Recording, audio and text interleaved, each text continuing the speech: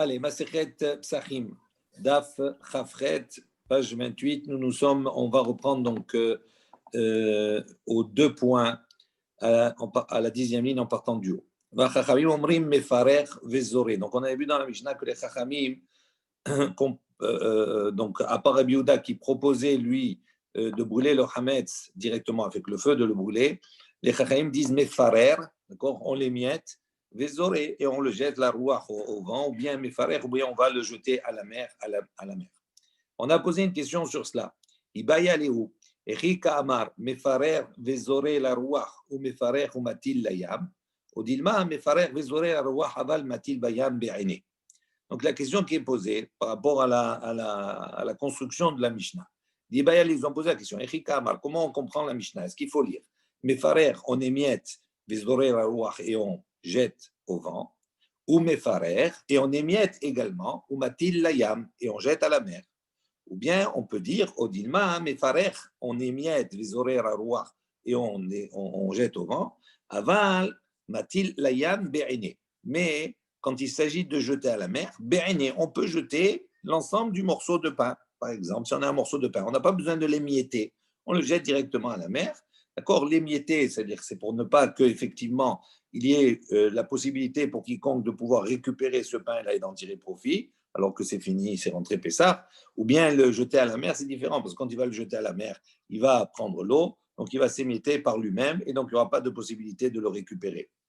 Donc est-ce que le mefarer, le faire d'émietter, on l'émiette pour le jeter au vent, ou on l'émiette également pour le jeter à la mer ou pas?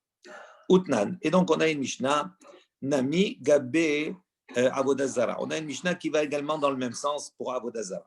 Qui a Igavna, Kol Mememnenka. Rabbi Yosef Omer, Rabbi Yosef dit, Sochek Vezore la Ruach Ometi Leyam. Donc on a dit, est-ce que quand on a une Avodazara, donc un objet de culte idolâtre, cet objet-là, Sochek Vezore la Ruach, on doit le piler, c'est-à-dire le moudre, c'est-à-dire le casser en plusieurs morceaux, Vezore la Ruach, et on le jette au vent. Ometil layam, ou bien on le jette à la mer. Et sur ce même sujet-là, qui ressemble un petit peu à notre sujet, il y a où on a posé la question, Rika Amar, quand on a dit, est-ce que quand on doit le jeter au vent ou bien le jeter dans la mer, est-ce qu'on doit le moudre, c'est-à-dire le concasser pour faire cette action? Au Dilma, ou peut-être non, uniquement quand on va le jeter au vent, on doit effectivement l'éparpiller, donc ça veut dire on doit le casser. Aval metil layam be'ene. Mais quand on va le jeter à la mer, on peut le jeter be'ene, c'est-à-dire comme il est, sans vraiment l'avoir dénaturé. Ça, c'est la question qui était posée. Il dit, on voit que la même question à propos de la Vodazara, comme la question qu'on a ici à propos du Hametz. Amar Rabba, il a dit, Mistabera, Avodazara, dilayam amelach, ka'azla, lo ba'e sechika. Hametz, les She'ar Ne'arot, Kazil, Ba'e Pirour. Donc, Rabba, il propose, il dit Mistabera, logiquement, Avodazara, la Avodazara, l'idole, Deleyam Amelach, Kazla. Quand on a dit là-bas qu'on la jette à la mer, on ne parle pas de n'importe quelle mer, on parle de Yamamelach. C'est dans la mer de sel, d'accord, la mer morte. Il dit à ce moment-là, l'Oba et Serika, c'est pour ça qu'on n'a pas besoin, d'accord, de le casser ni rien du tout. Parce que d'abord, pour 2 raisons. Quand on va le jeter dans la mer morte, d'abord là-bas, il n'y a pas de bateau, il n'y a rien du tout. Donc on ne craint pas que véritablement il y ait quelqu'un qui puisse le récupérer. Et en plus de cela, le sel, il va ronger, on va dire, l'élément, et donc il va se détruire par lui-même. Donc ça, c'est la première des choses qu'il dit. Quand on a parlé de la Avodazara, c'est de le jeter dans la Maméar. L'Obahé Serika, on n'a pas besoin de le casser. Hametz, en revanche, le Hametz, Deleshar, Ne'arot, Kazil, il dit le Hametz, ce n'est pas quelque chose là-bas dans l'enseignement, on n'a pas précisé qu'on le jette dans le Yamamelar, c'est dans tous les fleuves et toutes les mers. Il dit à ce moment-là, Ba'e Pirour, c'est pour ça que cela nécessite, selon Rabbin, Pirour, qu'il faut l'émietter et non pas le jeter dans sa totalité.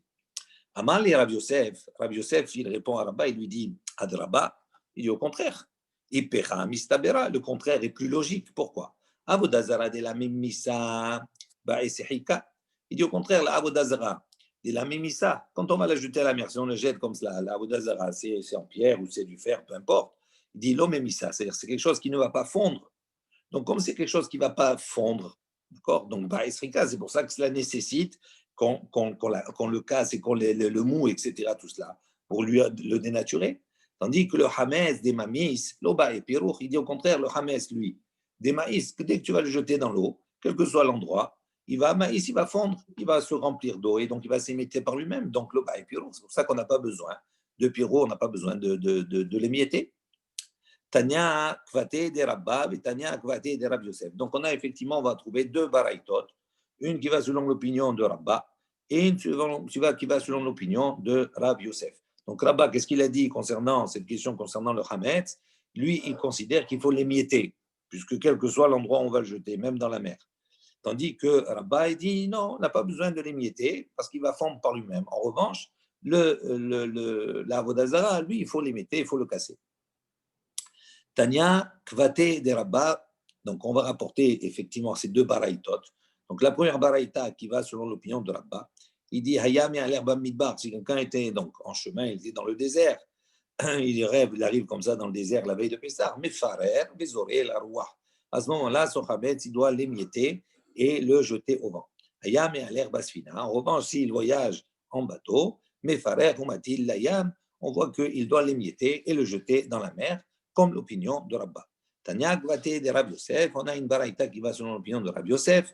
Hayam et Alerba Midbar, celui qui allait donc dans le désert, Sochek Bézoré, la Roi, donc il va briser, il va casser, il va émietter cette Avodazara, cette idole, les horaires à roi, il va donc la jeter au vent. Hayam et Aler Basfina, mais en revanche, lorsqu'il se rend dans le bateau, Layam, donc il doit briser, d'accord, et jeter cet objet à la mer.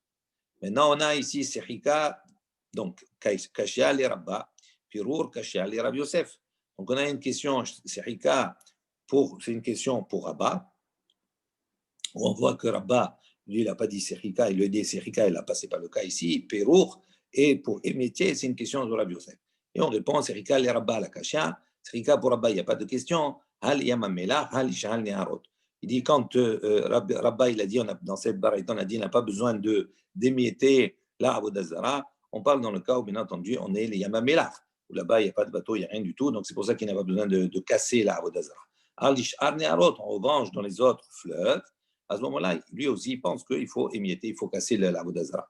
Et puis, les Rabbi Yosef, la Kasha également, le fait d'émietter pour Rabbi Yosef, il n'y a pas de question. Ha Behite, Ha Benahama.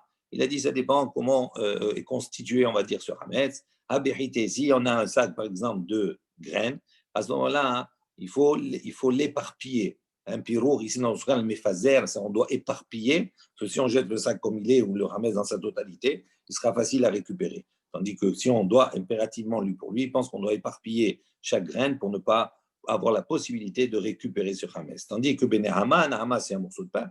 Quand il a un morceau de pain, à ce moment-là, on n'a pas besoin de l'éparpiller, puisque de toute façon, quand on va le jeter, il va s'éparpiller par lui-même, il n'est pas regroupé.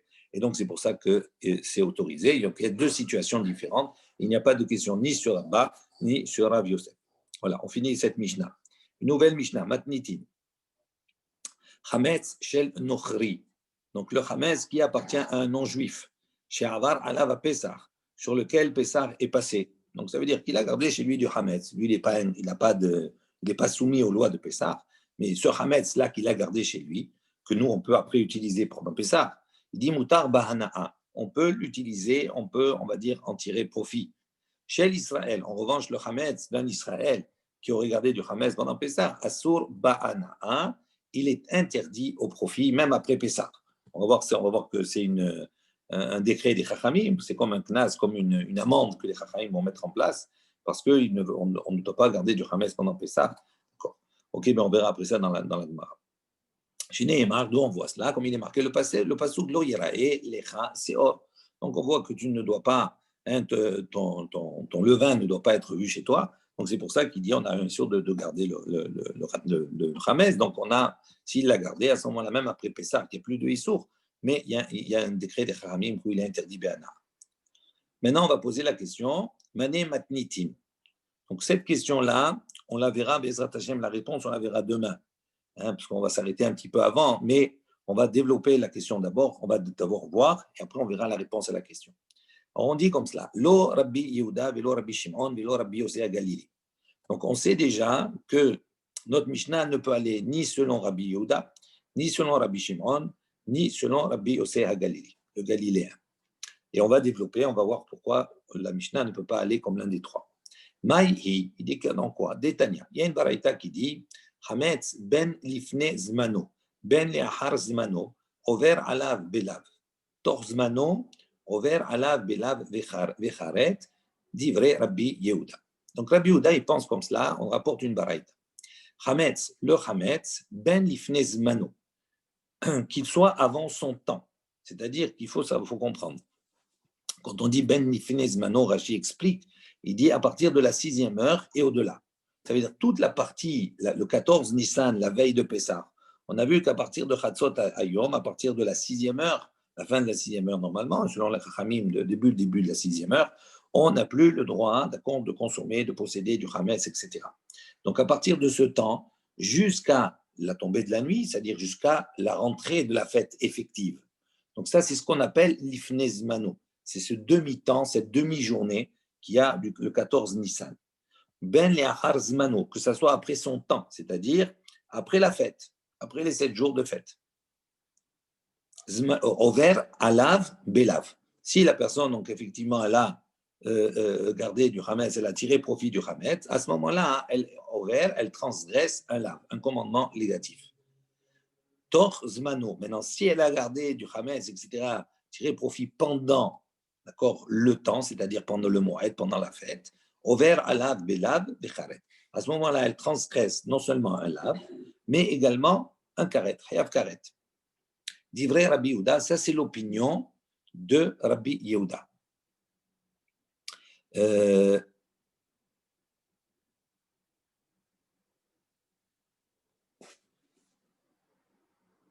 Ok, après on verra. Pourquoi Kherj Mano? Je ne comprends pas là. Ça veut dire il y a 3 temps. Il y a 3 temps. Mais à Kherj Mano, il n'y a pas. C'est soit elle est ouverte dans le temps, soit elle est ouverte dans le temps et alors c'est carrette en même temps. Mais si c'est ouvert Mano, comment elle peut avoir ouvert? Rachid dit comme ça Ben ifnei zmano mishesh sha'ot ad shetershaf. D'accord. Ça, je comprends. Regarde ce que dit Rachid. Non, mais regarde ce que dit Rachid. Pardon. Regarde ce que dit Rachid. Il dit Mishe avar a pesar over alav belav. Ça veut dire quoi? Ça veut dire que avar zmano, ça veut dire qu'il a passé Pessar avec ce Hametz là. Et juste après, on dit que c'est carrette. Mais c'est carrette. Non, attends, mais ça veut dire qu'il a gardé après. On va voir ici, Rachid nous précise déjà ta question. Il dit, maintenant, s'il va manger ce Hametz, d'accord, il n'a pas mangé pendant Pessah ni rien du tout, il a passé Pessah chez lui, il va le manger après. Il dit, il n'a pas de karet à ce moment-là. D'accord. Ou les kaman, mais faresh les laves. Et plus loin, on va expliquer, d'accord, dans la moudbet, le lave, etc. Ok, donc il y a un peu ton expression, il précise Rachid déjà qu'il n'y a ici, avant ou après, qu'un lave. Et pendant, et au lave se rajoute également un karet. Ça, c'est l'opinion de Rabbi Yehuda. Maintenant, Rabbi Shimon Omer. Rabbi Shimon dit Hametz lifnei zmano ou l'achar zmano eno over alav belo klum. Donc Rabbi Shimon, il considère que c'est avant son temps ou après son temps, il ne transgresse rien du tout. Tor zmano, en revanche, pendant son temps, over alav bekaret ou belav. Il transgresse non seulement un karet, mais également un lav, un commandement négatif. Umisha'a she'asur ba'achila, asur ba'ana'a. Et donc on rajoute, il dit Umisha'a, et au moment she'asur ba'achila où il est interdit de le consommer, ce chametz, asur ba'ana'a, il est interdit d'en tirer profit. Il dit Atan le Tanakama. Ça va sous l'opinion également, on revient à l'opinion du Tanakama de Rabbi Yehuda. Rabbi Yossé Galilée Omer, Rabbi Yossé, le troisième intervenant, Rabbi Yossé Galilée dit Tama alatzmecha, on l'avait vu ça déjà, il dit comment, étonne-toi, on va dire, sur ton opinion. Il dit Hea chametz asur ba'ana kol shiv'a. Donc il dit lui, est-ce que le chametz il est déjà interdit tous les 7? Ça veut dire que selon Rabbi Yossé Galilée, il lui dit étonne-toi, c'est étonnant ce que tu dis. Et toi tu dis il est asur ba'ana, etc. Il dit déjà avant ou après, de toute façon, pendant Pessah. Lui, Rabbi Yossé Galilée, il considère que pendant Pessah, il n'y a pas de Issour Ana'a. On n'a pas le droit de manger, mais on peut en tirer profit. pendant Pessah, du Hametz. Après, on va voir dans les psukim. OK? Donc, on voit que la Mishnah, elle ne peut pas aller comme ces trois opinions-là. Alors, on va détailler un petit peu chacun. Uminaïn, on pose une question. D'où sait-on que quelqu'un qui a mangé du Hametz, d'accord, donc la veille de Pessah, dans la demi-journée, la moitié de la journée, à partir de la 6e heure et au-delà jusqu'à la tombée de la nuit, s'il a dû manger là-bas du Hametz, il transgresse un lotaase, un lave. D'où on sait cela? C'est marqué lo tochal alav Hametz. Dit vrai Rabbi Yehuda. Rabbi Yehuda, il pense, il s'inspire sur ce passouk. Qu'est-ce que dit le passouk? Lo tochal alav Hametz. Là-bas, on parle du Korban Pessah. Et on nous dit, lo tochal alav, tu ne mangeras pas alav sur lui, Hametz. Ça veut dire quoi sur lui? C'est-à-dire au moment où il y a le Korban Pessah. Donc, si le Korban Pessah, à quel moment on l'a porté? On l'a porté la veille de la fête, c'est-à-dire le 14 Nissan, à partir de Chatzot Hayom, dans l'après-midi. Donc, à partir de Chatzot Hayom, tu avais le temps, le Hametz arrivé, c'était son temps. Et là, on nous dit, tu ne mangeras pas le Hametz pendant ce temps-là. Donc, ça veut dire qu'on voit d'ici qu'effectivement, on a un lave qui nous interdit de manger la Hametz la veille de Pessah. Donc, ça, selon Rabbi Yehuda, dans ce temps-là, on ne peut pas manger du Hametz. Amalo Rabbi Shimon, il lui a dit, Vechi Efshar Lomar Ken, il dit, est-ce qu'on peut dire comme cela? Ve'alo Kvar Ne'emar Lo Tochal Alav Hametz, Shivat Yamim Tochal Alav Matzot. Donc, il va rapporter deux psukim qui se suivent comme cela. Il dit, il y a marqué là-bas, Rabbi Shimon il pose une question à Rabbi Yehuda, il dit, on ne peut pas dire comme tu dis là, comme cela. Pourquoi? Parce que c'est déjà marqué, l'otochal alav hametz, tu ne mangeras pas, d'accord, sur lui le hametz, shivat yamim tochal alav matzot, et pendant 7 jours, tu mangeras des matzot. Donc il dit, c'est juste c'est dans la même passouk. Donc il dit, on voit que quoi? Que la consommation, l'interdiction de manger le hametz, il est lié à la permission de manger la matzah. Et quand on dit manger la matzah, c'est combien de temps? Shivat yamim, 7 jours. Donc ça veut dire que à quel moment ça va être interdit de consommer le hametz? Uniquement dans le moment où c'est permis de manger de la matzah. Mais pas avant. Comme avant, on n'a pas l'autorisation, on ne mange pas la matzah la veille, parce que c'est marqué Shivat Yamim pendant 7 jours. Donc il dit, tu ne peux pas dire comme ça, tu ne peux pas expliquer comme ça. On va lire dans les mots, on va détailler. Donc il dit, Alo kvar ne'emar, lo tochal alav hametz, Shivat Yamim tochal alav matzot. Imken, si c'est ainsi, ma talmud lomar, lo tochal alav hametz. Si c'est comme ça, qu'est-ce que tu apprends le tochal alav hametz? Il dit, Besha'a, sheyeshno bekum achol matzah, yeshno bebal tochal. Donc il dit, comment est-ce qu'on apprend des deux? On nous dit comme cela. Il dit, à partir du moment où yeshno bekum achol matzah, à partir du moment où le principe, la mitzvah de manger la matzah va s'appliquer, yeshno bebal tochal. À ce moment-là, va s'appliquer en même moment le bal tochal, c'est-à-dire de ne pas manger chametz, bal tochal chametz. Ou besha'a sheno bekum achol matzah. Mais le moment où on n'est pas imposé de manger de la matzah, et non bal bebal tochal chametz, à ce moment-là, ne s'applique pas l'interdiction de consommer du chametz.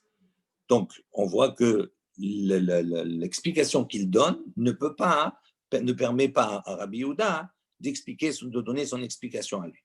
Alors, il dit, Maïtama de Rabbi Yehuda, et on revient, donc quelle est la raison de Rabbi Yehuda? Il dit, Tlata ektive. Rabbi Yehuda, il dit, il y a 3 psukim qui sont mentionnés.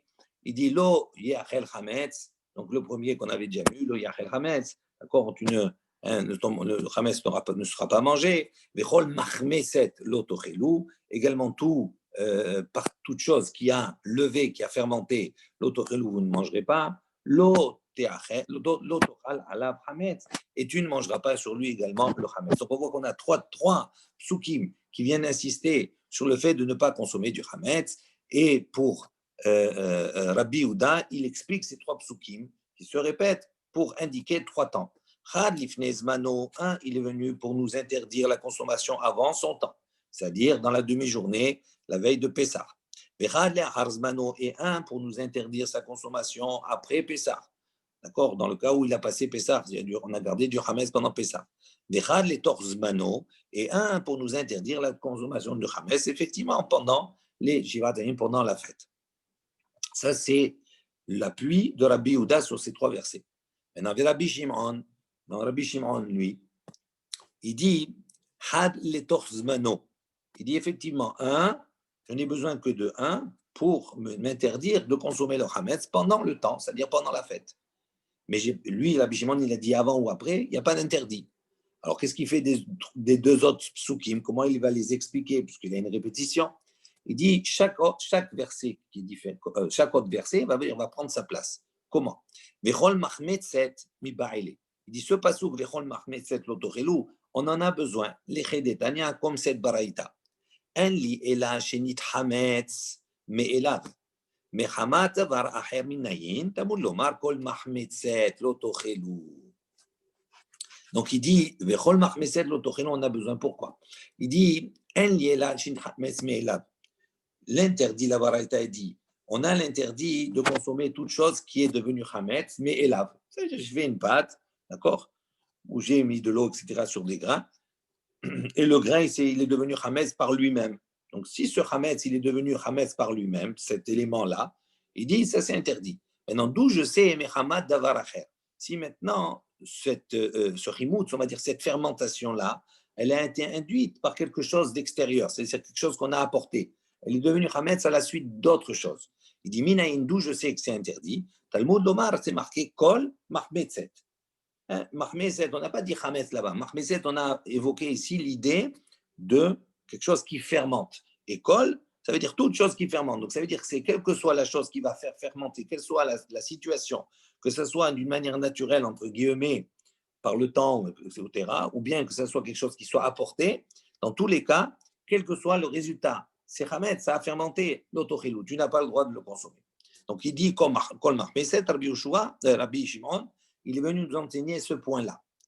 Ensuite, le pasuk, Lo yachel hametz, mi ba'ele, ce deuxième verset, Lo yachel hametz, on en a besoin, les chidetania, comme la baraïta suivante. Rabbi Yosef Galilée, Omer, Rabbi Yosef Galilée dit, Minaïn la Pessar Mitzraïm, d'où sait-on que le Pessar Mitzraïm, d'accord, que le Pessar, le premier Pessar en Égypte, la première fois où ils ont apporté Korban Pessar, le soir de Makat Bechorot, d'où on sait que que l'interdiction de consommer le hametz n'a duré en fait qu'un jour. Le jour de l'événement, c'était interdit de consommer le hametz, que le premier jour. Mais après, c'était autorisé. Et que l'année d'après, où on va mettre en place ces 7 jours de Pessah, etc. Mais le premier événement, c'était qu'un jour. D'où je sais que c'était qu'un jour. Talmud Lomar, comme c'est marqué, Lo yachel hametz. Donc le début du passage, il dit Lo yachel hametz. Donc Vesamir le. Et juste après, c'est marqué, on a collé ça, Hayom atem yotzim. Aujourd'hui, vous êtes sortis. Donc comment il dit Lo yachel hametz. Vous ne mangerez pas le hametz ne sera pas consommé. Hayom atem yotzim, le jour où vous allez sortir. Donc ça veut dire que c'est un seul jour. Vers Rabbi Yehuda, maintenant on pose la question à Rabbi Yehuda. Donc Rabbi Shimon, on résume. Rabbi Yehuda, il a utilisé ces 3 psukim pour nous dire qu'on n'a pas le droit de consommer, tirer profit du hametz avant, pendant et après. Rabbi Shimon lui dit non, un pasuk nous sert pour dire pendant, et les 2 autres psukim, de l'un, Mahmeset, on apprend que quelle que soit la manière dont le hametz est devenu hametz, c'est-à-dire dont il a fermenté, il est interdit, et l'autre, lo yachel hametz, pour nous apprendre que historiquement, que l'interdit du hametz au moment où l'événement s'est passé, ça n'a duré qu'un seul jour. Non, on se retourne vers Rabbi Yehuda. Ça nous apprend pas de voir que ça a duré qu'un seul jour, de toute façon. Ben, ça veut dire que là-bas, le moment de la fête, le premier Pessah, il n'a pas duré 7 jours, l'interdiction, elle n'est pas pendant 7 jours, elle n'était que le premier jour. C'est un fait historique, c'est tout. Ok. Ben oui, c'est-à-dire on aurait pu penser que, à l'image, puisqu'on se calque généralement sur les événements. D'accord? Comme l'événement, il a duré, nous, on a un interdit de manger du hametz pendant 7 jours. Donc, comment on se cale à l'événement? On aurait pu penser que l'événement, lui aussi, il a duré 7 jours. Il dit non, ça va durer 7 jours, ça a duré qu'un jour. Je vous sais de ce passouk. Bon, c'est son opinion. Maintenant, on se retourne sur Rabbi Yehuda. Et Rabbi Yehuda, Mehamad avar acher minale. Donc, Rabbi Yehuda, lui, d'où il apprend ce que Rabbi Shimon, il apprend du passouk, que si maintenant, le chimout, c'est-à-dire la fermentation, elle est issue d'un élément extérieur, d'accord? D'où on sait que c'est interdit également. Il dit Midde afke rahamana belashon mahmeset.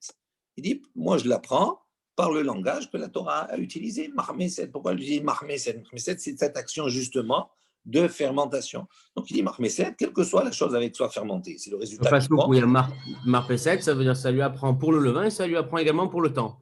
C'est pas du tout. Oui, non, mais Mahmezet ici, c'est que le mot. Le mot Mahmezet, c'est pourquoi on a utilisé cela pour nous apprendre effectivement que ce Hametz, l'autochélou, ça, on n'a pas le droit de le consommer. À quel moment? Au moment où il a dit pendant la fête ou avant, peu importe, il dit, mais Mahmezet, lui, au-delà de cela, on voit qu'on n'a pas utilisé le mot Hametz, l'autochélou. Quand on dit Mahmez, Kol Mahmezet, on va utiliser cette expression. Alors, lui dit seulement Mahmezet, j'apprends qu'effectivement, on parle ici de la notion de fermentation, quelle qu'elle soit.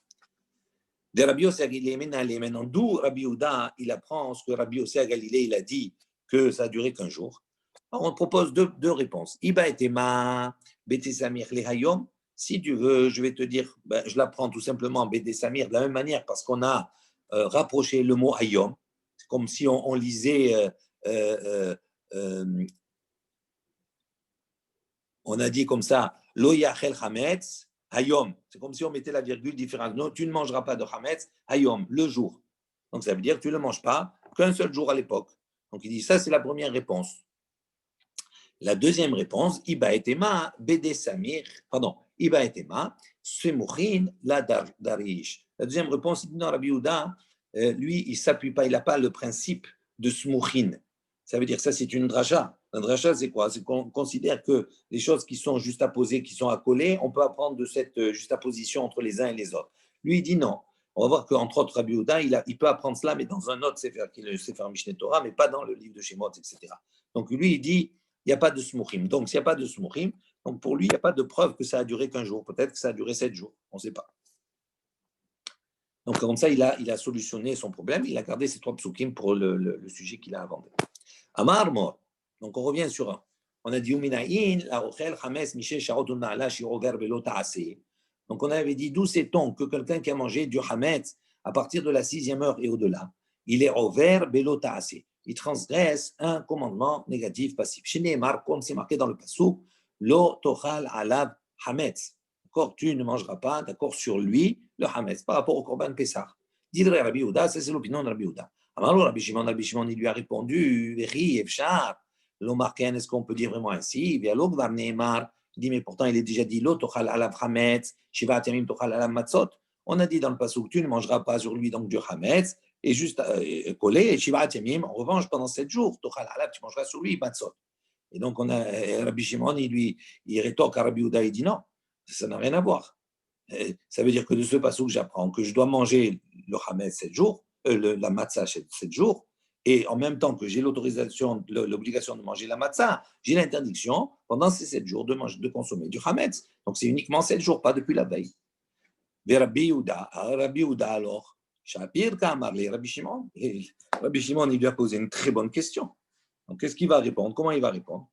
Rabbi Yehuda Amarlecha, Rabbi Yehuda, il va te dire, Ha'u lekov'o chova afilu bazman hazeh udeata.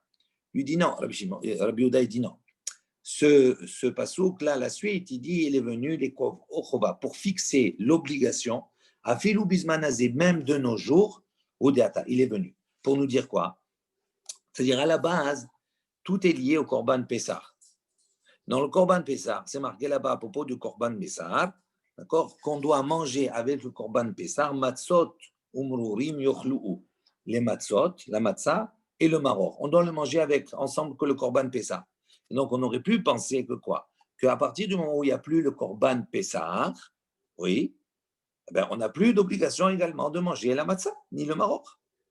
Parce qu'il n'y a plus de Korban Pessah. Il dit non, ce passouk, il est venu pour nous fixer et nous dire que l'obligation de consommer la matzah, elle est valable même bismaninu, même de nos jours. Comment j'apprends? Il dit par rapport à l'interdiction de manger le hametz. De la même manière qu'on n'a pas le droit de manger le hametz, dans le même passouk, on a quoi? On a marqué l'autochilo à la hametz, pardon, on a le passouk qui nous dit voilà, c'est marqué l'autochal alav hametz, shivat yamim tochal alav matzot. Pourquoi on a rapproché les deux? Il dit pour apprendre l'un de l'autre. Au lieu d'aller dans le sens, j'apprends de la matzah, j'apprends le hametz. Il dit non, du hametz, j'apprends la matzah.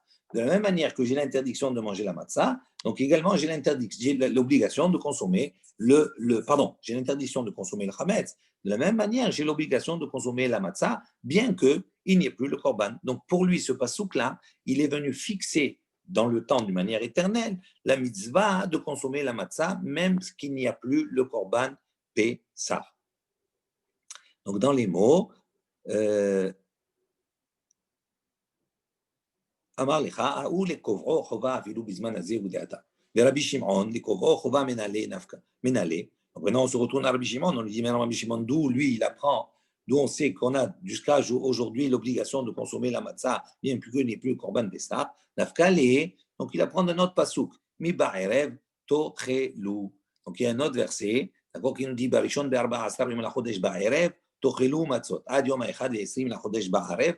Donc on voit ici que on a un pasouk qui se rajoute aux différents psukim. On nous dit barishon be'arba asar, donc le premier mois, d'accord, le 14 du mois, yom lachodesh, d'accord, ba'erev, le soir, tochelu matzot, mangerez le matzot, ad jusqu'au Yom Ha'echad Esrim, jusqu'au 21e jour, la Chodesh du mois, Ba'erev au soir. Donc on voit ici que lui, on a un passouk qui nous fixe pour lui l'obligation de consommer la matzah, bien qu'il n'y ait plus le korban Pessah. Donc il a besoin, il apporte de notre passouk. Le Rabbi Yehuda, alors qu'est-ce qu'il fait mi Ba'erev Tochelu? Qu'est-ce que Rabbi Yehuda fait de ce passouk-là? Mi Ba'ele, l'etame, she'aya baderech rechoka. Donc il dit, on a besoin de ce passouk-là pour, d'accord, l'étamé, pour le tamé, l'impur, chez Yabaderech Rechoka, qui se trouverait donc à une distance lointaine, qui n'a pas pu apporter le korban Pessah, etc. Ça, le cas de Ataramina, tu aurais pu dire, oh, il ou Pessah lo yochal matzah ou maror, namelo nichol, kamashmalan. Donc on aurait pu penser que quoi? Que puisque, oh, il ou Pessah lo yochal matzah, que, ou Pessah, d'accord? À Pessah, pour le korban Pessah, le yochal matzah ou maror, d'accord, namin lo nechol. Donc on aurait pu penser que puisque ce tamé-là, qui est loin, donc il ne peut pas maintenant concrètement manger le korban Pessah parce qu'il est tamé, parce qu'il est loin. Donc à ce moment-là, on sait qu'avec le korban Pessah, il y avait matzah ou maror. Les deux étaient mangés avec lui. Donc si il ne peut pas apporter le korban Pessah, il ne peut pas manger le korban Pessah. On aurait dit à ce moment-là, lo yochal matzah ou maror, namin lo nechol, il ne peut pas aussi manger matzah ou maror. Il dit kamash malan. Donc c'est venu pour nous préciser que non, etc., même ce tamé-là, même s'il est dispensé du korban Pessah, il peut quand même manger, d'accord, matzah ou maror. Et Rabbi Shimon, maintenant on se retourne vers Rabbi Shimon, tamé shaya baderech rechoka, lo istarich kra. Rabbi Shimon, il dit non, le tamé qui se trouve loin, etc., tout cela, qui lui, il n'est pas soumis au korban Pessah, il ne peut pas, il dit, alors il lui dit, on a apporté un pasouk pour nous dire qu'il doit manger la matzah et le maror, même s'il ne peut pas manger le korban Pessah. Il dit, on n'a pas besoin d'un pasouk pour ça, selon Rabbi Shimon, de nous enseigner ça. Pourquoi? Il dit parce qu'il n'est pas moindre, d'accord, il n'est pas moins, il n'a pas un statut moins, on va dire que le harel, celui qui est incirconcis, ou ben nechar, ou bien celui qui est ben nechar, qui est moumar, c'est-à-dire qui est renégat, d'accord, dans ce domaine-là. Dire-t-il, comme c'est marqué dans le pasouk, vechol harel lo yochal bo. On voit que le ben nechar, le harel, celui qui est incirconcis, il ne peut pas consommer le korban Pessah. Il dit, bo, hu eno ochel. Il dit, qu'est-ce qu'il ne peut pas consommer, le harel il ne peut pas consommer le Pessah. Aval ochel, hu be matzah, hu be maror. En revanche, il peut consommer la matzah et le maror, puisqu'on précise, lo yochal bo, c'est uniquement ce korban Pessah qu'il ne peut pas consommer, vu son état. D'accord? Tandis que la matzah et le maror, il peut manger. Donc il dit, il est pas, on va pas, eux, d'accord, le harel et le ben nechar, eux, ils peuvent manger la matzah et toi, tu veux le tamé, qui lui, il n'a rien, il a simplement une touma, donc il va peut-être pas être plus sévère que les autres cas. Donc c'est sûr que lui aussi, il peut manger la matzah, donc on n'a pas besoin de pasouk pour cela. Et Rabbi Yehuda, qu'est-ce qu'il fait alors de cela? D'où il apprend le harel, nechar, etc., de ce pasouk? Il dit Ktiv Be'ay ou Ktiv Be'ay. Non, un pasouk, il est écrit pour cela, il est écrit pour ça. On apprend à la fois, d'accord, on va avoir un pasouk, le pasouk, on va apprendre que effectivement, il est le harel, etc., tout cela, ils peuvent pas manger, ils peuvent manger la matzah, etc. Et on a besoin d'un pasouk également pour apprendre pour le tamé qui doit manger la matzah. Voilà, on va s'arrêter ici. Namé Madnitin. Alors après, on va venir à répondre à la question de base, comme qui va notre Mishnah. On a dit ni comme Rabbi Yehuda, ni comme Rabbi Shimon, ni comme Rabbi Gilili, etc., tout cela. Et on a évoqué les raisons pour lesquelles ça ne peut pas aller selon eux. Maintenant, demain, on essaiera de répondre à la question qui va suivre.